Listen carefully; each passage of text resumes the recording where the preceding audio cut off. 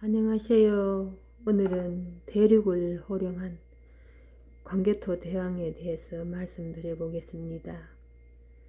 이른 새벽 숲속을 달리던 담덕이 활시위를 놓자 철퍼덕하며 커다란 호랑이가 맥없이 쓰러졌다. 담덕은 고구려 제18대 고국 양왕의 아들이며 어릴 때부터 몸짓이 크고 용감했던 담덕은 사냥을 나가서 빈손으로 돌아온 적이 없었다. 또 일찌감치 아버지를 따라 전쟁터를 누비며 적과 싸우는 법을 배웠단다. 그러던 어느 날 고국 양왕이 담덕을 불러 말했다. 담덕아, 우리 고구려는 사방이 적으로 둘러싸여 있구나.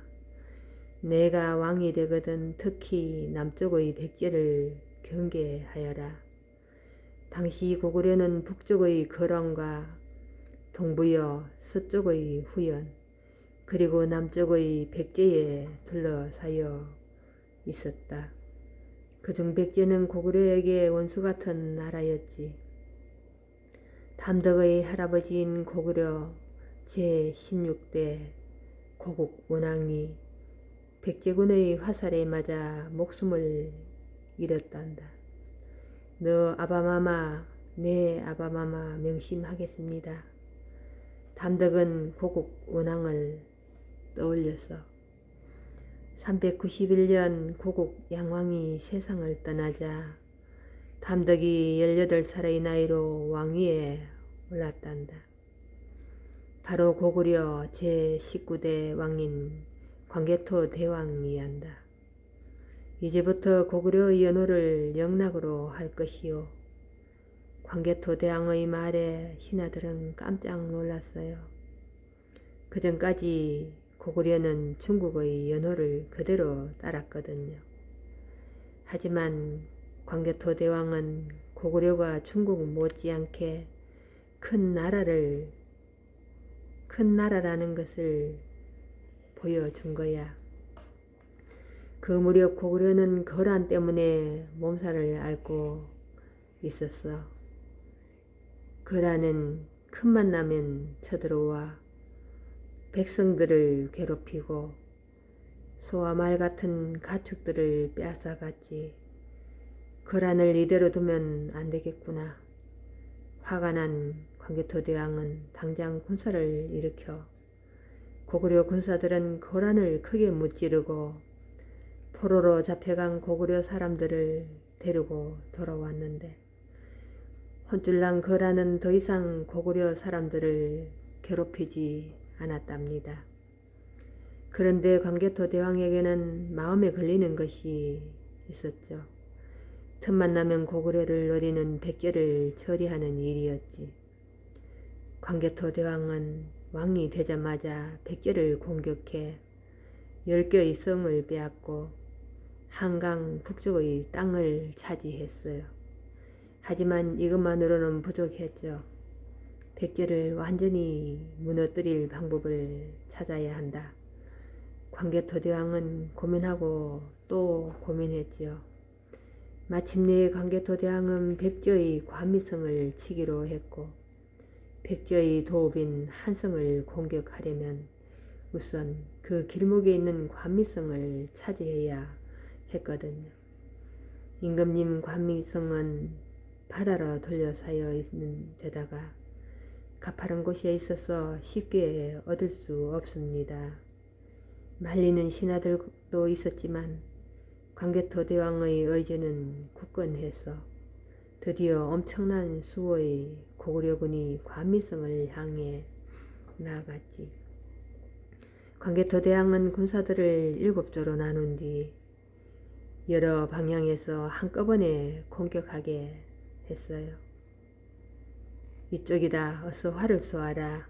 놀란 백제군이 허둥대며 이쪽 저쪽에서 올라오는 고구려군을 막으려 애썼고 화살이 날아들고 칼이 맞부딪혔고 싸움은 20일 동안이나 계속되었는데 드디어 관미성은 성문이 열렸고 관미성이 고구려 차지가 된 건데 당시 백제를 다스리던 아신왕은 이를 갈았답니다. 백제는 포기하지 않고 고구려에 쳐들어왔고 395년에는 고구려 군사들과 백제 군사들이 예성강을 사이에 두고 맞붙게 되었단다. 광개토 대왕이 말을 타고 군사들 앞으로 나섰고 공격하라. 단 한 놈도 살려주지 마라. 고구려군은 거침없이 백제군을 물리쳤죠. 무려 8,000명이나 되는 백제군을 사로잡았답니다. 고구려에게 땅을 빼앗기고 군사마저 잃은 아신왕은 화가 부글부글 끓어 견딜 수가 없었죠. 마침내 직접 군사를 이끌고 한강을 건너 개성 송악산 아래까지 이르렀는데 그런데 때마침 큰 눈이 내리고 매서운 바람이 불기 시작했어. 백제 군사들이 추위를 견디지 못하고 얼어 죽고 말았답니다. 하늘이 우리를 돕지 않는구나. 아신왕은 할 수 없이 발길을 돌렸답니다. 광개토 대왕은 계속 승리했지만 아직 안심할 수는 없었죠. 아직 할아버지의 한을 풀어드리지 못했구나. 백제의 왕을 사로잡아야겠다. 광개토 대왕은 직접 군사들을 이끌고 바닷길을 통해 재빨리 백제의 도읍인 한성으로 향했답니다. 고구려 군사들이 순식간에 왕성을 둘러싸자 백제군은 제대로 싸워보지도 못한 채 성문을 열었고 이대로 싸워봐야 죽음을 면치 못하겠구나. 결국 아신왕은 광개토 대왕 앞에 엎드려 영원히 신하가 되겠다고 맹세했죠. 고구려가 지난날의 치욕을 씻어내는 순간이었지요. 한편 그 무렵 중국에는 후연이라는 나라가 세워졌고 동쪽으로 땅을 넓히고 싶었던 후연왕 모현성은 고구려를 칠 기회를 엿보았죠. 그러던 중 고구려에서 사신을 보내 예물을 바치자 마침 잘 되었다 싶었는데 요즘 고구려에서 보내오는 물품이 예전 같지 않구나. 이는 고구려 왕이 오만해진 탓이니 혼내 주어야겠군. 모용성은 군사를 일으켜 고구려 북쪽 땅을 공격했어요. 후연 군사들은 신성과 남소성을 차지한 것도 모자라 고구려 백성들의 재물을 빼앗고 집에 불을 질렀답니다. 이 소식을 들은 광개토 대왕은 화가 머리끝까지 나서 우리는 후연을 예의를 갖춰 대했는데 함부로 고구려 땅을 짓밟다니. 광개토 대왕은 후연의 중심부와 가까운 순국성으로 달려갔죠. 고구려 군사들과 맞선 후연 군사들은 낙엽처럼 쓰러졌고 쑥군성을 지키던 후연의 장수마저 겁을 먹고 달아나 버렸답니다. 하지만 후연도 가만히 있지 않았어요. 모용성의 뒤를 이어 왕이 된 모용희는 고구려의 여동성으로 군사를 이끌었지.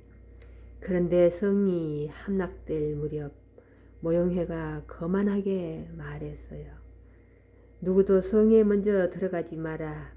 성이 완전히 함락되면 황후와 가마를 타고 들어갈 것이다. 성 안에 있던 고구려 사람들은 이 모습을 보고 분노했죠. 있는 힘을 다해 성을 지켰지. 결국 여유를 부리던 모용희는 빈손으로 돌아가야 했답니다. 후연은 그 뒤로도 고구려를 여러 번 공격했지만 그때마다 광개토 대왕은 고구려를 잘 지켜냈어요. 고구려 북쪽으로 쳐들어와 백성들을 괴롭히던 숙신과 동부여까지 정복했죠. 이로써 고구려는 옛날 고조선의 영토였던 요동 지역과 두만강 너머에 이르는 넓은 땅을 차지하게 되었답니다. 광개토 대왕은 영토를 넓히고 주변 나라를 정복해 고구려가 안정될 수 있도록 한 건데요. 광개토 대왕은 태자 거련을 불러서 말했답니다. 백성들이 배불리 먹고 살 수 있게 하려면 남쪽의 기름진 땅을 차지해야 한다. 알겠느냐? 명심하겠습니다. 아바마마. 거련은 아버지의 뒤를 이어 왕위에 올라 장수왕이 되었어요. 장수왕은 아버지의 뜻에 따라 남쪽으로 땅을 넓혔죠. 광개토 대왕과 장수왕을 거치며 고구려는 한반도뿐만 아니라 동아시아까지 힘을 떨쳤답니다. 중국 지안시 퉁구위에 있는 광개토 대왕 능비는 장수왕이 아버지 광개토 대왕의 업적을 기리기 위해 414년에 세운 것이에요. 높이가 무려 6.39m에 달해 우리나라 비석 중 가장 큰 규모를 자랑하지요. 비석 내면에는 약 1775자의 글자가 새겨져 있어요. 광개토 대왕의 업적뿐만 아니라 고구려의 건국과 역대 고구려 왕들에 대한 내용이 담겨 있답니다. 비문은 일부분이 지워져 글을 알아보기 어렵고, 그런데 중국과 일본이 비문의 내용을 자신들에게 유리하게 잘못 해석하기도 해요. 특히 일본은 왜가 바다를 건너와서 백제와 신라를 무너뜨리고 신화의 나라로 삼았다는 억지 주장을 해요. 이렇게 다른 나라들이 우리나라의 역사를 왜곡하는 일을 막기 위해서라도 우리는 삼국시대 역사에 관심을 가지고 계속 연구하여 지켜가야 한답니다. 감사합니다.